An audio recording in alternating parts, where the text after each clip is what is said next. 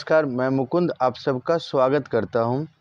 आज के वीडियो में हम लोग दर्शन और शिक्षा के संबंध, दर्शन और शिक्षा के उद्देश्य तथा दर्शन का शिक्षा के पाठ्यक्रम, विद्यालय, विद्यार्थी अनुशासन, शिक्षक की भूमिका, विद्यालय के प्रशासन आदि विभिन्न कारकों के ऊपर दर्शन के प्रभाव को समझने वाले हैं हम लोग आज की वीडियो में। देखिए, हमारे कोर्स 2 के समकालीन भारत और शिक्षा की इकाई 3 जो शिक्षा की दार्शनिक दृष्टि और प्रणालियां हैं, उसके संबंध में हम लोगों ने पहले वीडियो में दर्शन के अर्थ व परिभाषा को समझा था, शिक्षा के अर्थ व परिभाषा को समझा और शिक्षा दर्शन के अर्थ को समझा था। तो उस कड़ी को आगे बढ़ाते हुए आज के वीडियो में हम लोग दर्शन और शिक्षा के संबंध से आज की वीडियो को शुरू करते हैं। ठीक है, दर्शन और शिक्षा के संबंध को आज हम लोग इस वीडियो के माध्यम से समझेंगे। देखिए, दर्शन जीवन के वास्तविक लक्ष्य को निर्धारित करता है और शिक्षा निर्धारित लक्ष्य की प्राप्ति में सहायक है। ये हम लोगों ने भली भांति समझ लिया है कि शिक्षा और दर्शन एक ही सिक्के के दो पहलू हैं, एक दूसरे के पूरक हैं। ठीक है ना। तो हम एक चीज़ तो देख सकते हैं कि दर्शन जीवन के वास्तविक लक्ष्य का निर्धारण करता है, शिक्षा उस लक्ष्य की प्राप्ति करती है।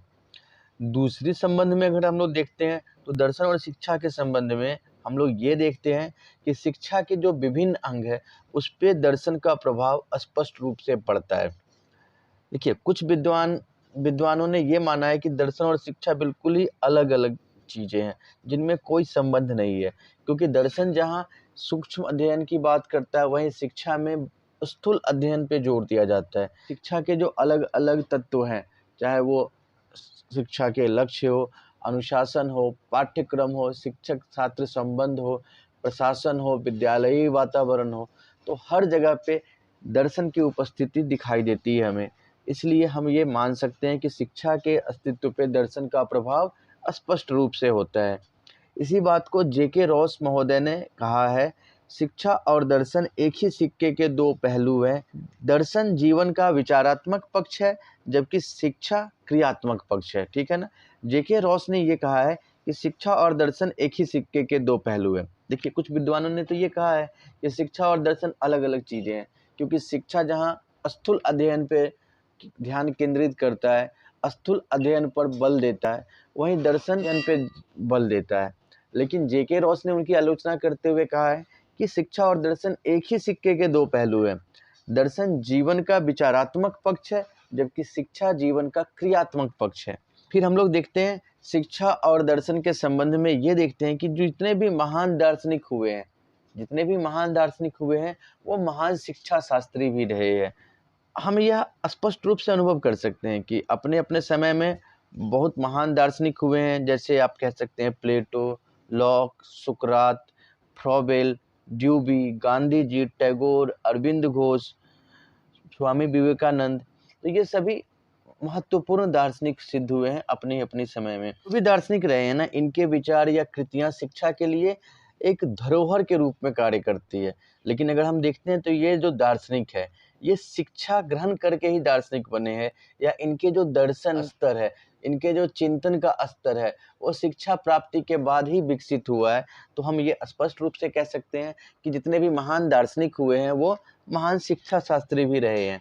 ठीक है ना। तो हम लोग शिक्षा और दर्शन के संबंध में ये देख रहे हैं कि दर्शन शिक्षा के लक्ष्य निर्धारित करता है, शिक्षा पे दर्शन का प्रभाव है।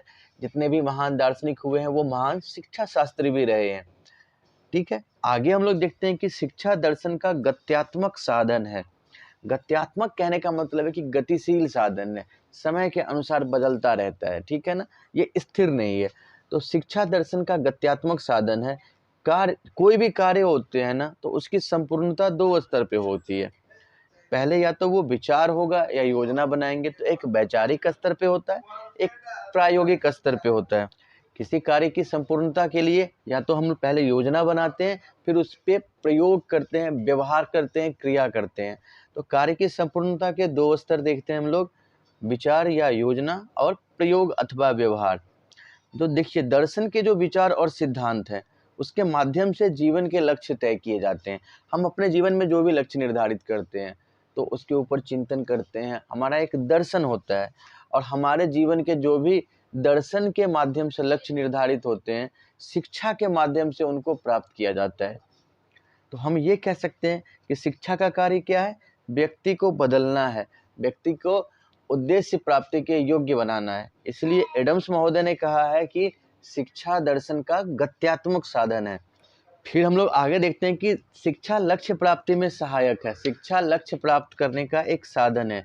देखिए, हमारे जीवन के जो भी लक्ष्य होंगे वो निर्धारित करना दर्शन के अधीन है। दर्शन के द्वारा हम अपने जीवन के लक्ष्य निर्धारित करते हैं और उन लक्ष्य की प्राप्ति हम लोग शिक्षा ग्रहण करके, विकास करके करते हैं। तो हम ये कह सकते हैं कि लक्ष्य प्राप्ति का एक साधन शिक्षा है। और हर्बर्ट महोदय ने इसी बात को स्पष्ट करते हुए कहा है कि जब तक समस्त दार्शनिक समस्याओं को व्यवहारिक रूप नहीं दिया जाएगा, तब तक शिक्षा को चैन नहीं आएगा। देख रहे हैं कि हमारे जीवन के जो भी लक्ष्य हैं, अगर हम वो निर्धारित कर रहे हैं तो वो लक्ष्य निर्धारण दर्शन के अधीन आता है, दर्शन के अंतर्गत हो जाता है। जबकि हम उस लक्ष्य की प्राप्ति के लिए जो शिक्षा ग्रहण करते हैं, अपने आप को शिक्षा ग्रहण करके योग्य बनाते हैं लक्ष्य प्राप्ति के, तो वो शिक्षा के अधीन आता है। और इसी बात को हर्बर्ट महोदय भी कहते हैं कि जब तक समस्त दार्शनिक समस्याओं को व्यवहारिक रूप नहीं दिया जाएगा, तब तक शिक्षा को चैन नहीं आएगा। दर्शन और शिक्षा के संबंध में एक चीज हम लोग और समझते हुए चलते हैं कि शिक्षक के लिए दर्शन की आवश्यकता अधिक है। शिक्षक के लिए दर्शन की अत्यधिक आवश्यकता है। ये सवाल ना महत्वपूर्ण हो जाता है कि एक शिक्षक के लिए दर्शन कितना उपयोगी है, कितना महत्वपूर्ण है। इनकी उपयोगिता सिर्फ शिक्षक के लिए ही नहीं, बल्कि हर व्यक्ति के लिए उसके जीवन पर्यंत बनी रहती है। दर्शन सभी के लिए उपयोगी है। शिक्षा के हिसाब से अगर हम देखें, शिक्षक के लिए देखें, तो रॉस महोदय ने ये कहा है कि शिक्षा के सभी प्रश्न अंततः दर्शन के ही प्रश्न है। दर्शन शिक्षा का मार्गदर्शन करता है और शिक्षा उन्हें उपलब्ध करा के छोड़ती है। एक शिक्षक के लिए ही बात करें तो एक शिक्षक कक्षा में शिक्षण किस विधि से करेंगे, बच्चों के साथ उनके संबंध कैसे होंगे, बच्चों के सामने वो किन आदर्श को प्रस्तुत करें, बच्चों के विकास में वो किस तरीके से योगदान देंगे, बच्चों के प्रगति को वो किस प्रकार निर्धारित किया जाए, किस दिशा में आगे बढ़ाया जाए, ये सभी एक दर्शन के द्वारा ही निर्धारित किए जाते हैं। तो हम लोग ना शिक्षा और दर्शन के संबंध को भली भांति समझ सकते हैं इन 6 बिंदुओं के माध्यम से। अब आगे यहाँ से हम लोग बात करेंगे शिक्षा और दर्शन के उद्देश्य, या दर्शन और शिक्षा के उद्देश्य आप कह सकते हैं कि दर्शन शिक्षा के उद्देश्यों को किस प्रकार निर्धारित करता है। देखिए, शिक्षा के उद्देश्य, सबसे पहले अगर हम बात करें कि दर्शन और शिक्षा के उद्देश्यों में, तो दर्शन शिक्षा के उद्देश्यों का वर्णन द्वारा निर्माण करता है। शिक्षा हमें पता है कि एक उद्देश्यपूर्ण प्रक्रिया है जिसका कोई ना कोई उद्देश्य अवश्य होता है। और शिक्षा का जो उद्देश्य होता है ना, वो जीवन के उद्देश्य पे आधारित होता है कि जीवन में हमें क्या प्राप्त करना है, क्या उपलब्धि करना है। और जीवन के जो उद्देश्य होते हैं ना, ये परिस्थिति, काल, देश के अनुसार परिवर्तित होते रहते हैं। जैसे हम लोगों ने पीछे बात किया था कि जो प्राचीन काल थे वहाँ पे हमारे जीवन का उद्देश्य आध्यात्मिक उत्थान था, जबकि वर्तमान में हमारे जीवन का उद्देश्य क्या होता है? वर्तमान में हमारे जीवन का उद्देश्य है भौतिकवादी विकास, भौतिकता में वृद्धि, भौतिकता में विकास। हमारे जीवन का अभी ये उद्देश्य है। तो परिस्थितियों के अनुसार, काल के अनुसार जीवन के उद्देश्य बदलते हैं।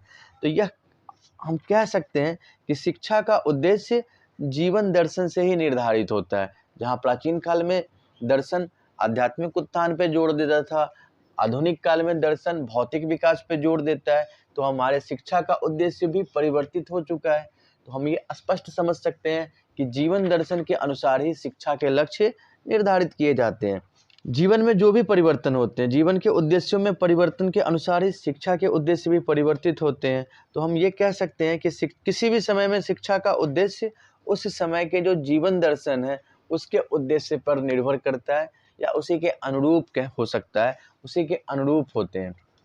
ठीक है, हम लोग देखते हुए चलते हैं कि यूरोप और भारत में शिक्षा के उद्देश्यों का निर्माण अलग अलग कालखंड में किस प्रकार से हुआ है। ठीक है, जैसे हम लोग बात करते हैं, प्राचीन काल की बात करते हैं।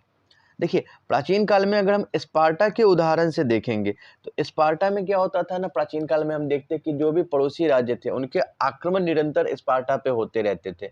आपने पुरानी फिल्में देखी होंगी, हॉलीवुड की वॉर वाली पीरियड फिल्में देखी होंगी, तो आप स्पार्टा के इतिहास या उसके ग्लोरी को आप समझ सकते हैं।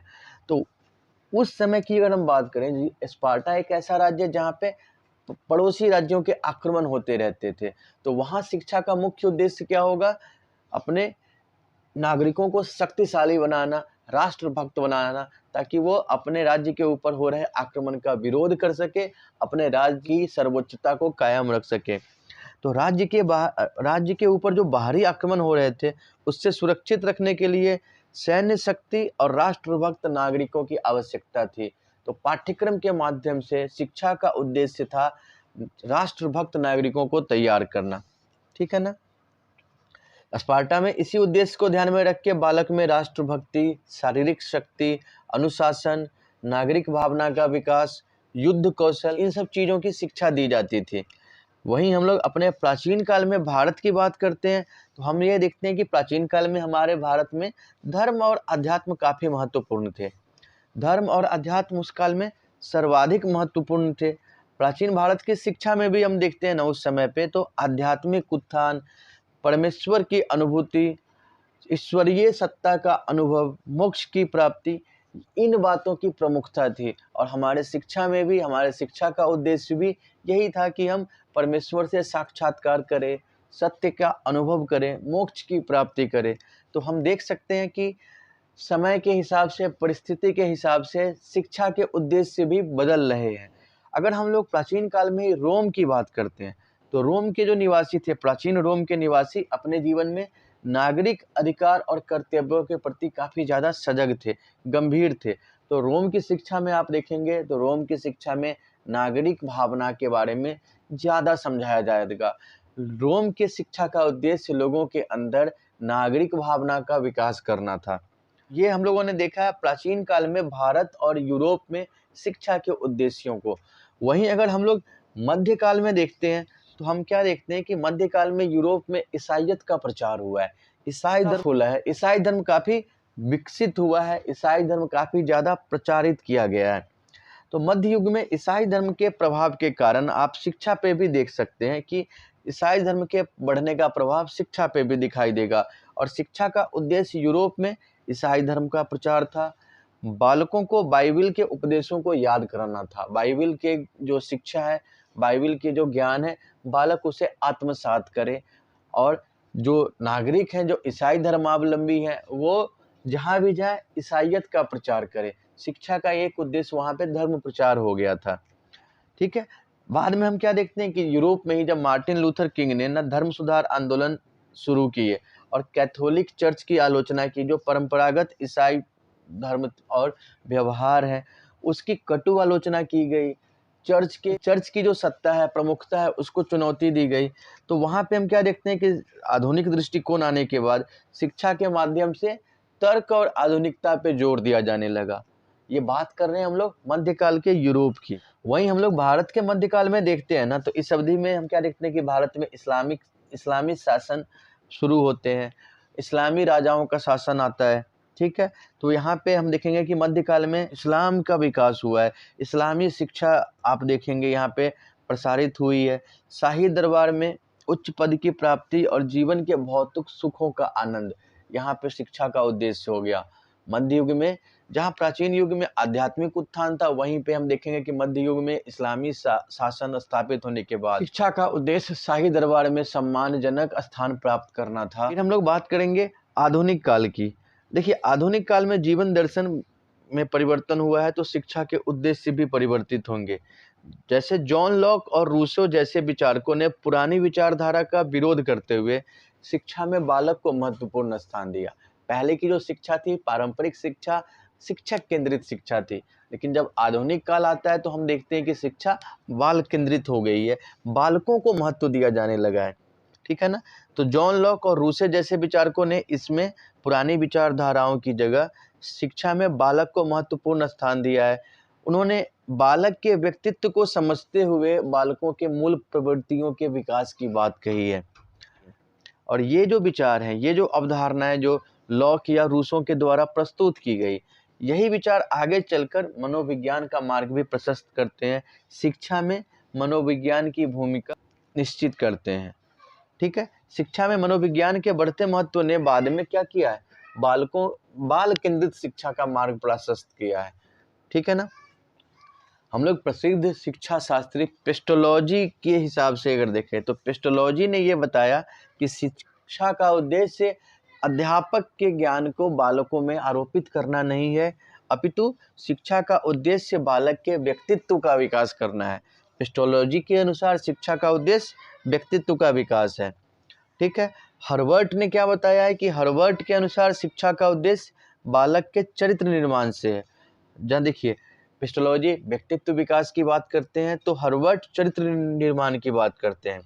आधुनिक काल में हम क्या देखते हैं कि यूरोप में ना औद्योगिक क्रांति हुई है और औद्योगिक क्रांति ने भी जीवन दर्शन को बदल दिया है। तो औद्योगिक क्रांति के बाद शिक्षा का उद्देश्य बदला है। औद्योगिकरण के बाद ना शिक्षा में व्यावसायिक प्रगति और शिक्षण तकनीकी शिक्षा का समावेशन किया गया है। ठीक है। आधुनिक युग में हम क्या देखते हैं कि आज की डेट में, आज की तारीख में सभी राष्ट्र अपनी अपनी विचारधारा और आवश्यकता के अनुसार शिक्षा के उद्देश्य निर्धारित करते हैं। ठीक है। तो हम लोग दर्शन और शिक्षा के उद्देश्य को भी समझ चुके हैं। अब हम लोग बात करेंगे कि दर्शन और शिक्षा का पाठ्यक्रम, कि दर्शन शिक्षा के पाठ्यक्रम को किस प्रकार निर्धारित करता है। देखिए पाठ्यक्रम के निर्धारण में भी ना दर्शन बहुत महत्वपूर्ण स्थान रखता है। देखिए अगर हम देखें तो मूलतः पाठ्यक्रम की जो समस्या है ना वो एक दार्शनिक समस्या ही है। हम किस प्रकार की शिक्षा देना चाहते हैं अपने बालकों को, भविष्य में किस प्रकार के समाज का निर्माण चाहते हैं। हम पाठ्यक्रम की समस्या मूलतः है तो दार्शनिक समस्या ही। पाठ्यक्रम के नियोजन से ही शिक्षा के उद्देश्य प्राप्त किए जा सकते हैं।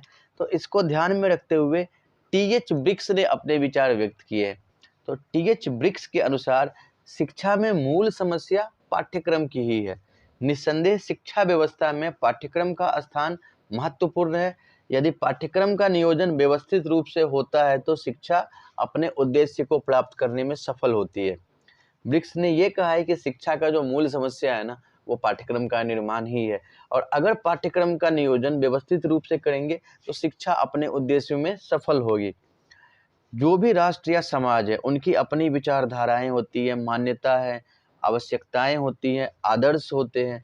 तो जो राष्ट्र है या समाज है उनकी विचारधाराओं के अनुसार, उनके मान्यताओं, उनकी ज़रूरतों, उनके आदर्शों के अनुसार ही पाठ्यक्रम का निर्माण किया जाता है। इसका उदाहरण आप ले सकते हैं कि हम अपने भारत की बात करते हैं तो हमारी शिक्षा में, हमारा भारत एक लोकतांत्रिक धर्मनिरपेक्ष राज्य है। तो हम शिक्षा के पाठ्यक्रम में देखते हैं कि बच्चों को लोकतांत्रिक मूल्यों से परिचित कराया जाता है। बच्चों के भीतर हम लोग धर्मनिरपेक्षता की भावना विकसित करते हैं, लोकतांत्रिक मूल्य देने की कोशिश करते हैं विषय वस्तु के माध्यम से। जबकि हमारे बगल में पाकिस्तान है, वहाँ पे बच्चों को धार्मिक शिक्षा पे तरजीह दी जाती है। तो ये समाज के ऊपर निर्भर करता है कि वो किस तरह का समाज चाहते हैं, आने वाला भविष्य किस प्रकार वो देखना चाहते हैं। पाठ्यक्रम के संबंध में ना अलग अलग दार्शनिक विचारधाराओं को हम देखते हैं। अलग अलग मान्यता के अनुसार अलग अलग दार्शनिकों ने अपने अपने विचार रखे हैं पाठ्यक्रम को लेके। जैसे उदाहरण के लिए हम लोगों ने पीछे भी देखा है कि प्राचीन काल में स्पार्टा के पाठ्यक्रम में सैन्य शिक्षा, शारीरिक शिक्षा, व्यायाम ये काफ़ी महत्वपूर्ण माने जाते थे, ताकि वहाँ पे ये उद्देश्य था कि स्पार्टा को शक्तिशाली बनाया जा सके, स्पार्टा के नागरिकों को शक्तिशाली बनाया जा सके, उन्हें युद्ध के लिए तैयार किया जा सके, ताकि वो आगे चल के अपने स्पार्टा को बाहरी आक्रमण से सुरक्षित रख सके। ठीक है ना। हम लोग ने अपने यहाँ देखा था कि प्राचीन भारत में धार्मिक विचार प्रमुख थे। मोक्ष प्राप्ति या ईश्वरीय अनुभूति ही सर्वोच्च मानव जीवन का लक्ष्य था। तो हम लोग वहाँ पे ये लक्ष्य देखेंगे। पाठ्यक्रम भी वहाँ पे प्राचीन काल के भारत में इसी प्रकार के होते थे। साम्यवादी देश में हम क्या देखते हैं कि साम्यवादी देश के जो पाठ्यक्रम होंगे, जैसे हम लोगों ने कार्ल मार्क्स के विचारधारा को देखा था कि पाठ्यक्रम में मार्क्स के विचारों को उत्साहित किया जाएगा, पाठ्यक्रम में मार्क्स के विचारों को डाला जाएगा ताकि बच्चे उसके विचारों से अवगत होंगे। तो साम्यवादी जो देश होते हैं उनके पाठ्यक्रम में साम्यवादी विचारों को जोड़ दिया जाता है ताकि बच्चे साम्यवादी विचारों को समझे और अपने जीवन में अपनाएं। ठीक है। फिर हम लोग क्या देखते हैं कि जहाँ प्रजातांत्रिक देश है, जैसे हम अपने भारत में ही हम लोगों ने बात किया है, तो प्रजातांत्रिक देश के पाठ्यक्रम जो होगा ना वो लोकतांत्रिक मूल्यों, स्वतंत्रता, समानता, एकता आदि भावनाओं पे बल देगा, आदि भावनाओं को महत्वपूर्ण मानेगा। देखिए ये जो दर्शन है, आगे जब हम लोग पढ़ेंगे पाश्चात्य दर्शन तो वहाँ पे हम लोग आदर्शवाद, प्रकृतिवाद, प्रयोजनवाद, यथार्थवाद इन सब दर्शन के बारे में विस्तृत रूप से पढ़ेंगे। ठीक है ना। तो हम क्या देखते हैं कि जो भी दर्शन के ये अलग अलग संप्रदाय लोग यहाँ पे स्पष्ट देखेंगे कि जो आदर्शवादी विचारक है, आदर्शवादी दार्शनिक है, वो पाठ्यक्रम में आदर्शों को, विचारों को सर्वाधिक महत्व देंगे, जबकि जो प्रकृतिवादी दार्शनिक होंगे प्रकृति के महत्व को सर्वाधिक महत्वपूर्ण मानेंगे पाठ्यक्रम में, ठीक है। जबकि जो प्रयोजनवादी होंगे, प्रयोजनवादी उपयोगिता के समर्थक होते हैं। प्रयोजनवादी दार्शनिक पाठ्यक्रम में उन विषयों को शामिल करने पे बल देंगे जो बालक के लिए उपयोगी होंगे, ठीक है। यथार्थवादी जो दार्शनिक होंगे वो पदार्थ या वस्तु की जानकारी पे ज़्यादा ध्यान केंद्रित करेंगे, तो वो पाठ्यक्रम में उन विषयों को शामिल करने की बात करेंगे जो भौतिकवादी ज्ञान देते हो। तो इन सभी विचारों के बारे में ये जो अलग अलग संप्रदाय हैं, आदर्शवाद, प्रकृतिवाद, यथार्थवाद, प्रयोजनवाद, हम लोग इनके बारे में विस्तार से आगे पढ़ेंगे। अभी हम लोग बस दर्शन के एक परिचय को समझते चल रहे हैं, हम लोग दर्शन शब्द की पृष्ठभूमि को समझते चल रहे हैं, दर्शन के बारे में समझ विकसित करने का प्रयास कर रहे हैं। तो हम लोगों ने ये समझ लिया है कि दर्शन पाठ्यक्रम को प्रत्यक्ष रूप से प्रभावित करता है, निर्धारित करता है। अब हम देखते हुए चलेंगे दर्शन और अनुशासन। देखिए, अनुशासन कोई भी देश हो, कोई भी समाज हो, उसके लिए बहुत महत्वपूर्ण है, और अनुशासन की भावना बच्चों में विकसित करने में सबसे महत्वपूर्ण स्थान अगर है तो वो विद्यालय का है। विद्यालय का जो अनुशासन है वो समकालीन और प्रचलित दार्शनिक विचारधारा से प्रभावित होता है। यानी जो प्रचलित विचारधारा है, जो पहले से चली आ रही है, या जो वर्तमान की विचारधारा है, वो उसका प्रभाव स्पष्ट रूप से विद्यालय के अनुशासन पे दिखाई देता है।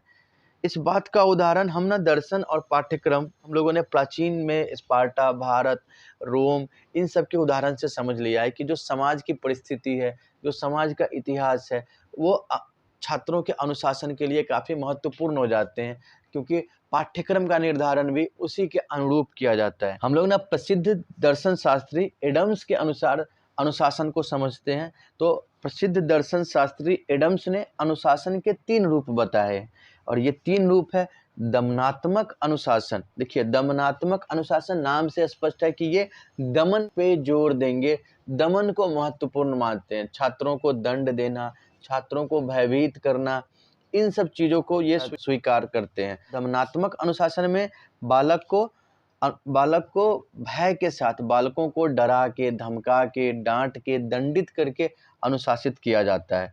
ये कठोर दंड का मार्ग है, ठीक है। जबकि एक हम देखते हैं दूसरा प्रभावात्मक अनुशासन। प्रभावात्मक अनुशासन से क्या है कि शिक्षक अपने व्यक्तित्व से, अपने प्रभावशाली व्यक्तित्व से बालक में अनुशासन स्थापित करेंगे। इस विधि में शिक्षक अपने चरित्र और गुण से बालक को प्रभावित करते हैं, अपने व्यवहार और व्यक्तित्व से छात्रों के अंदर श्रद्धा और विनय की भावना पैदा करके उन्हें अनुशासित बनाते हैं। जबकि तीसरा अनुशासन एडम्स ने बताया है मुक्त्यात्मक अनुशासन। ये अनुशासन बालकों को मुक्त करने पे जोर देता है, मुक्त करने पे बल देता है। मुक्त करने का तात्पर्य है कि छात्रों को अधिक स्वतंत्रता देने का पक्षधर है ये अनुशासन। मुक्त्यात्मक अनुशासन के अंतर्गत बालकों को पूर्ण स्वतंत्रता प्रदान कर उनके स्वाभाविक विकास का अवसर दिया जाता है। देखिए, 3 तरह के अनुशासन देखे हम लोगों ने। एक भय के द्वारा जो दंडात्मक है, एक है प्रभावात्मक जहाँ पे शिक्षक के प्रभावशाली व्यक्तित्व पे जोर दिया जाता है, और तीसरा है मुक्त्यात्मक अनुशासन जहाँ पे छात्रों को स्वतंत्रता प्रदान करके उनके क्षमताओं को विकसित करने के अवसर देने की बात की जाती है। तो दर्शन और अनुशासन भी हम लोग समझ चुके हैं। अब हम लोग बात करते हैं दर्शन और शिक्षक। देखिए, शिक्षक की योग्यता पे ही शिक्षण की सफलता पूरी तरीके से निर्भर करती है। शिक्षक के अपने भी विचार हो सकते हैं, शिक्षक के व्यक्तिगत विचार और सिद्धांत भी होते हैं, चाहे शिक्षक का शिक्षा दर्शन जो भी विचारधारा से प्रभावित हो। देखिए, अगर शिक्षक दर्शन का अध्ययन करते हैं तो उनमें ज्ञान वृद्धि तो होगी ही, साथ साथ वो व्यवहारिक भी होंगे, कर्तव्य परायण भी बनेंगे, वो आत्मविश्वास से भी समृद्ध होंगे। दर्शन के माध्यम से शिक्षक की तार्किक और आलोचनात्मक क्षमता में वृद्धि की जा सकती है। अध्ययन है ना, वो शिक्षकों को शिक्षण प्रक्रिया में शिक्षण विधि, कक्षा संचालन, अनुशासन, इन सब में प्रभावशाली रूप से मदद करता है, काफ़ी सहायक होता है इससे। अगर शिक्षक दर्शन का अध्ययन करते हैं तो वो काफ़ी अच्छे तरीके से कक्षा में अनुशासन स्थापित कर सकते हैं, उनका संबंध बच्चों के साथ काफ़ी मधुर होगा, उनकी जो शिक्षण विधि होगी वो प्रभावोत्पादक होगी, वो कारगर साबित होंगी। वहीं अगर हम लोग दर्शन और विद्यालय की बात करते हैं ना, तो दर्शन और विद्यालय में हम क्या देखते हैं कि विद्यालय के बाहरी रूप के बारे में भी दर्शन का प्रभाव हमें मिलता है। दर्शन के माध्यम से जो आदर्शवादी विचारधारा के होते हैं वो ये मानते हैं कि विद्यालय के बाह्य पक्ष की ओर आंतरिक स्वरूप को सौंदर्यपूर्ण और सांस्कृतिक दृष्टि से उत्तम बनाया जाए। आदर्शवादी विद्यालय के बाह्य पक्ष की ओर आंतरिक स्वरूप को सौंदर्यपूर्ण और सांस्कृतिक दृष्टि से उसे सुंदर बनाया जाए, जबकि प्रकृतिवादी जो होते हैं ना वो बहुमंजिला और भव्य विद्यालय भवन की जगह पे, वो बहुत बड़े बड़े बिल्डिंग बनाने की जगह पे वो महत्व देते हैं कि शहर के कोलाहल से दूर शांत प्राकृतिक वातावरण में शिक्षण होना चाहिए। जबकि प्रयोजनवादी जो दार्शनिक होंगे वो ऐसे विद्यालय भवन के बारे में बात करेंगे जहाँ पे सभी तरह की सुविधाएं हों। ठीक है, तो जैसे दर्शन के अलग अलग संप्रदाय हैं उसी अनुसार उनके विद्यालय की अवधारणा भी अलग अलग है। ठीक है, और हम लोग दर्शन और प्रशासन की अगर बात करते हैं कि विद्यालय का जो प्रशासन है, शिक्षा का जो प्रशासन है, तो उस पर भी दर्शन ने अपने विचार रखे हैं। विद्यालय प्रशासन से संबंधित समस्याओं पर भी चिंतन और उसके समाधान में दर्शन काफ़ी सहायक सिद्ध होता है। विद्यालय का प्रशासन कैसा हो, शिक्षा पे राज्य का नियंत्रण किस हद तक हो, ये सब प्रश्न भी दर्शन के सीमा के अंतर्गत ही आते हैं। जैसे समाजवादी विचारधारा जो होंगे वो शिक्षा पे राज्य का संपूर्ण नियंत्रण मानेंगे, सही है। समाजवादी विचारधारा के अनुसार क्या होगा, शिक्षा पे राज्य का पूर्ण नियंत्रण होगा। जबकि जो प्रजातांत्रिक विचारधारा होगी वह प्रजातांत्रिक आधार पे प्रशासनिक व्यवस्था को सुनिश्चित करेगी। जबकि जहाँ पे अधिनायकवादी विचारधारा होगी वहाँ पे अधिनायकवादी दृष्टिकोण से प्रशासनिक व्यवस्था स्थापित की जाती है। तो शिक्षा का जो प्रशासन है वहाँ पे भी हम लोग दर्शन की उपस्थिति को महसूस करते हैं। फिर हम लोग ना इस कड़ी में आखिरी बिंदु को देखते हुए चलते हैं, दर्शन और मापन, फिलॉसफी और मेजरमेंट। देखिए, शिक्षा के उद्देश्य हो, पाठ्यक्रम चाहे शिक्षण विधि हो, पाठ्य पुस्तक हो, अनुशासन हो, इन सब को प्रभावित करने के साथ साथ दर्शन मापन या मूल्यांकन को भी प्रभावित करता है।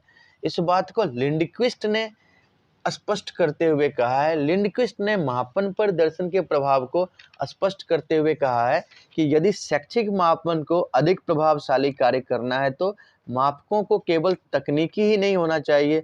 जब तक मापन में प्रयत्न के पीछे दर्शन नहीं होता है तब तक उसका कार्य प्रभावपूर्ण और सार्थक नहीं हो सकता है। तो आज के इस वीडियो में हम लोगों ने शिक्षा और दर्शन के संबंध, दर्शन और शिक्षा के उद्देश्य, साथ ही साथ दर्शन और पाठ्यक्रम, दर्शन और अनुशासन, दर्शन और शिक्षक की भूमिका, दर्शन और विद्यालय, दर्शन और शिक्षा प्रशासन तथा दर्शन और मापन, इन सभी बिंदुओं के बारे में जानकारी प्राप्त की है। और मैं आशा करता हूं कि आप इन सभी बिंदुओं को अब अच्छे तरीके से समझ चुके होंगे। धन्यवाद।